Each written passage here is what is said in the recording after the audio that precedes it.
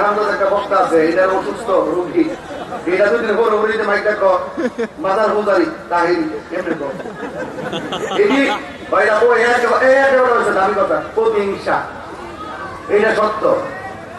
এই তো কইতে নাকি কইল যে নবীর সাংবাদিক কইছিনি কইছিনি, এই তো কইতে নাকি কইল হাজিরা জীবনে নামাজ পড়ে নাই কইছিনি, তো কইছে কি লইয়া এই কথা কেউ শিখা, এই কথা কেউ বলে এক কথা আমি ধরি তাহলে কি আমার নাই আমার কোন ছেলে ক্রিয়া করার পর অযথা একটা শিক্ষিত সমাজের কাছে এই সুন্নি কমিউনিটি 65% সুন্নি জনতা পরিকল্পন্থী শাসনপন্থী এদেরকে রাষ্ট্রযন্ত্রের কাছে মানব পূজারি বলে বলে এদেরকে পৃথক করে রাখা হয়েছে।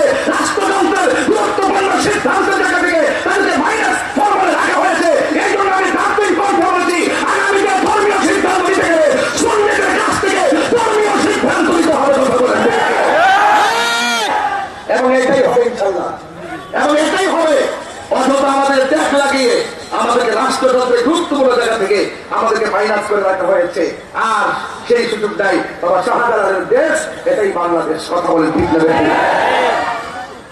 আমি বলি দুঃখে বলি আমার মনে হতো ছিল যে হুজুররা যারা আলেম ওলামা আছেন বহুদিন পরে যেহেতু একটু সুযোগ সুবিধা আছে, তাহলে যারা রাজনীতি করতেছেন তাদের সাথে আমরা একটু কমিউনিকেট করি, আমরা একটা মিলেমিশে থাকি।